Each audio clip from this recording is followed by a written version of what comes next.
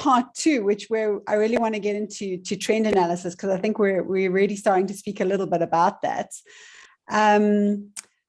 What do you see as the trends to watch in employee experience this year with, as we were saying earlier, when we were informally chatting around the return to work and the great resignations and all of the sort of trends? What do you think are the trends to watch this year for other leaders?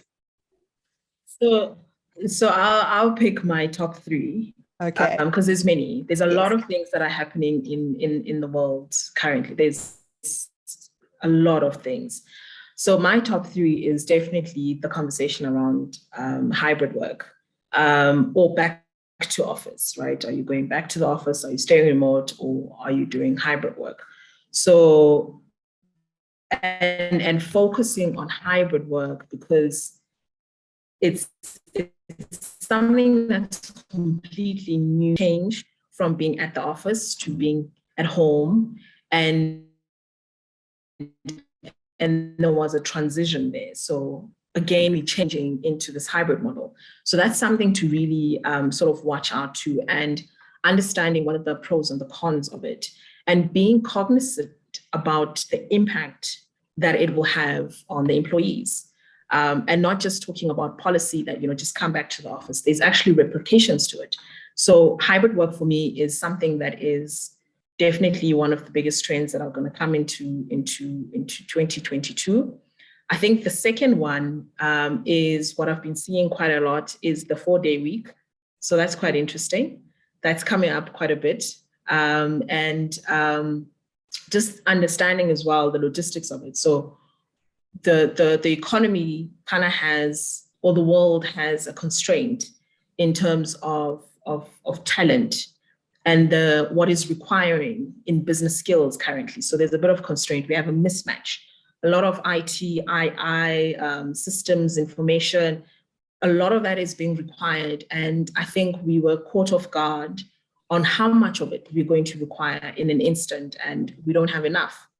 So now we have to find solutions to not only deal with mental well-being, but how do you make it attractive for somebody to come into your organization? And this 4-day week is a big winner, especially in the younger generations. So I'm seeing that coming up, and understanding again what are the pros and cons of it, because there's a lot of changes that an organization would need to put in place for that 4-day week. My last one, which is my favorite one, is that I'm seeing a trend that at some point, especially in employee experience or culture related, we are going to have to stop measuring employee engagement. So we're going to move. So it was employee satisfaction, then it was employee engagement, then we in some sort of employee experience. But I think really the metric that we're going to measure is going to be well-being. It doesn't help us to measure how engaged you are if you're not well. Correct. And really the starting point for us to even say you're engaged, we need to understand how well you are. And with everything that's going on in the world, the metric of well-being and understanding what does that mean in the organization, that's something that's going to pick up. And we might not say it prominently, but it's something that an organization will need to understand, because we're now in a world of social where you don't leave your work at home. You are at home, home is work. And therefore you take everything off you to wherever you are. And if we're saying that, no, this is not professional, it won't make sense for the business. And understanding as well the constraints of, not having enough talent in the economy, well-being is going to be quite a big metric for us. Those are my top three. No, and that makes sense, Sally. No, they do. They're great. I agree with you on all of them. I mean, the view of the whole person is an absolute essential in my opinion. To be able to see the whole person and recognize I'm not a different Sally at home, at play, at work. I'm just Sally.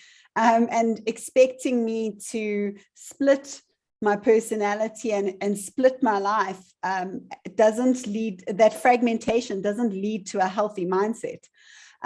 So I agree with you in that it is a great metric. It's a, engagement, as we see with customer experience as well, because I like your social post and click on your email doesn't mean that I'm invested in your product. So the metric, it's a vanity metric. It's not a metric of actual, it doesn't have any realness behind it. So yes, I agree with you. And interestingly, on the 4-day week, so I don't know if you know, but so talk runs, and we have done for the last 3 years. Every person that works for Talk has to take a 4-day weekend every month. So they end up with 2 4-day weeks a month, and 1 Friday and Monday off every single month. And we run it on a schedule. You can't swap weekends, and we've got quite a lot of strict rules around it. But fantastic. Yeah, but and I can tell you from a business owner perspective, the business performance metric associated to making that change was huge. The amount of time that people got, because we work in even though, we do a lot of tech, and ultimately our work is mainly in the consulting space, and that time to refresh, to read articles, to meditate, to take time for yourself, to really be able to get back into a creative state of mind, it's so worth it for us as a business, even though logistically there are a lot of things to manage with a lot of people in a lot of different places. I personally have found that it's been the most worthwhile business decision that we made strategically in the last 10 years. Yeah, so I mean, that's a wow. And I think the demands from human beings, in a nutshell, regardless of what you're looking at, right? Regardless if you're looking at well-being or DEI or talent or career mobility, really what the area that we are in is that people are demanding to be treated like human beings. Yeah. That's the nutshell of it. And what you then put around to make sure that not only is your business, on par in terms of talent attraction, but what do you put around in it to get the most out of it in business? Because once you understand, I call them these colorful metrics, as they're not traditional metrics, these colorful metrics that are part of this era, the better. The more you invest in understanding what is it that human beings want at a human level, and not what we were doing from the 1940s, which is just looking at, what is policy, and policy was just concerned about, what is it from a business perspective. Now people are saying, no, I need a voice in this. And really that's what employee experience is saying, okay, you have a voice, then let us hear what is it how can we negotiate this to make sure that we're moving forward as a business. So I mean, congratulations to you. That's a big win. So a lot of that 4-day work week, and like I'm saying, especially in the younger generation, it is something that they are looking for. To say, I just need a day to do something else and still come back with full force. Well, I think even just from, unfortunately, I can no longer count myself in the younger generation. Well, not for some time, but but for myself as a mother, as well, and a wife and an athlete and a daughter and all the different roles that I personally fulfill, that time also, I feel, is important for the individuals in my organization, for them. You need a time when that you can have off, when your children are at school and your husband or your partners are not there, and you can actually spend the time and do something for you. Because otherwise, time off and even holidays, depending on how your family unit's made or your roles and responsibilities, sometimes leave is just spent doing things for other people. And in service of others, which, you also need that time for yourself. And when do you have time for personal development? When do you have time to read a book or have growth? So I do think that is really important for people to feel seen. is to recognize that that time is ultimately for them. And again, if I may add that post the, I mean, I don't know if we post, but what the pandemic did, especially when we went into hard lockdown, is that it asked that question, like, is this it? Is this, the whole just going through the rat race of work? Is this it? Because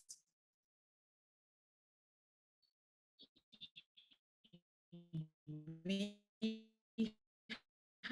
had a question of morality, like maybe this is the end question at the back of our head. Question is not going to live for work, because we never know what could happen in a short space of time.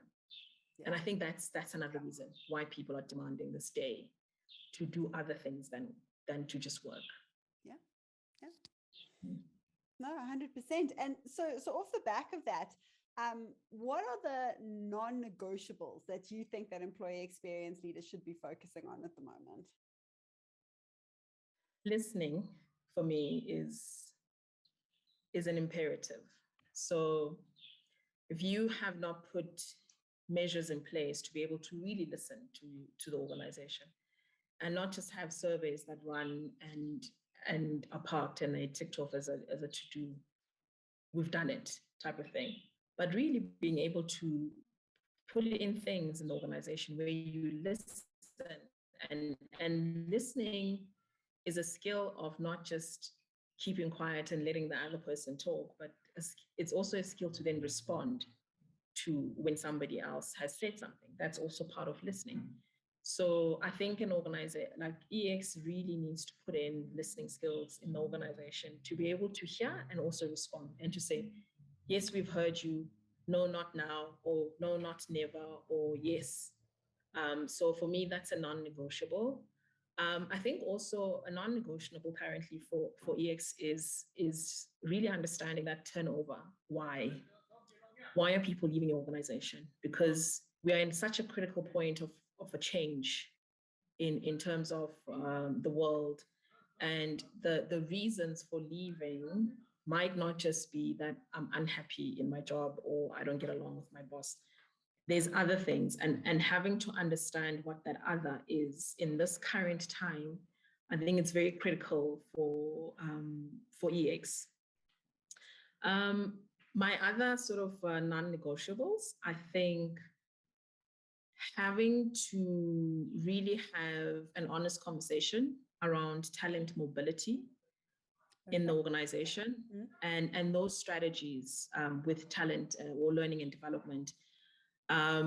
As I mentioned before, I think we were caught off guard in terms of what would be the required skills in 2022, based on what the development we've been investing in for the past 10 years. There's a big skills shortage in terms of tech industry and really moving the world into this digital world. And because of that, we need to understand, how do we use what we have in the business to do what we need to do? Because maybe there is no enough people for us to be able to get the job done in terms of moving us into this digital world. So what does that look like? Do we need to perhaps relook at how we put together job descriptions? Do we perhaps need to look at how do you create a vibrant marketplace in your organization, and actually move people from skills that are no longer required, or skills that we can see that in the next 10 years will be redundant, and start moving them into these positions, but then supporting them with the right development. And development in this current day and age is not about really going and getting a university degree. Development is about getting the skills and getting coding, and those are things that are for free in the world, and being able to change that mindset for people to say, hey, listen, there's a new skills requirement for the next era. Yeah. And you have an opportunity to do that. And maybe it's not in university, because for the past couple of years, we've just been punting that get a master's, get a PhD, then come work for us. And maybe in this era, that's an honest conversation in terms of what does talent mobility mean in the organization, from how we develop to how we hire and how we create a marketplace internally in the organization. Yeah. So I think that's a non-negotiable. And then the last thing for me for EX leaders is our role is really about developing things that probably start to take shape or fruit up in 3 or 4 years. Yeah. So there is hanging fruit, but most things that pertain to experience, because experience is rooted on mindset change, and mindset change does not happen in 2 days. No. So even though you might put programs in place and you know, you have branding and marketing and change, mindset change does take a while. So we have a long range sort of roadmap, and being able to really hone in on your focus and being able to take the organization along on saying, hey, you know, we've planted a seed, it's there, it's growing, let's just keep watering it and watering it. Yeah. That in an organization takes a lot of skill in terms of focusing on what are the key things that we need in the next 5 years, and being able to really have those tough conversations in the organization. So that's what I think is something that is a non-negotiable for EX leaders. Yeah, so I guess it's, if I can sort of repeat back, because I thought that last point was so interesting and so well said. You know, it's an internal cell, an ability of an EX leader to be able to teach upwards, sideways, and down the concept of patience. And to be able to say, you know, when we're, as you say, and I'm going to the sort of farming analogy that you were using there, but you know, you can't plant something and it doesn't come up and you can't eat it the next day or within 2 weeks. And I think that that's a big problem in this space, is people are expecting to see a change immediately, but you know, it didn't take and it didn't take. Nothing happened to an employee's mindset, or especially when a huge culture shift or you know, something is needed to be changed. It's not a speedboat. It's literally steering the Titanic. You've got to make these degree by degree changes, you know, until the boat starts to move. So it's patience is required, and I think a lot of people get very frustrated, and that's when the vanity metrics take preference over sustainable change that you're seeing in an organization. So I do think that is a tough sell for the role of an EX leader. Definitely. Because even in customer experience, as you would know, we don't sell product as CX. So we don't get measured, you know, at the end of the year on this is how much you had and this is what it do. It takes a while. It takes a while, and you just have to keep at it, because if you stop watering the plant, it won't grow. And then you will have proof that no, but nothing came out of that. But it's because you just stopped watering it. You just stopped. So it's something that you need to be able to do, that I only pick these 3 things. And then these are the things that we are just going to have to follow for the next 3 years in the organization. Stick to the plan.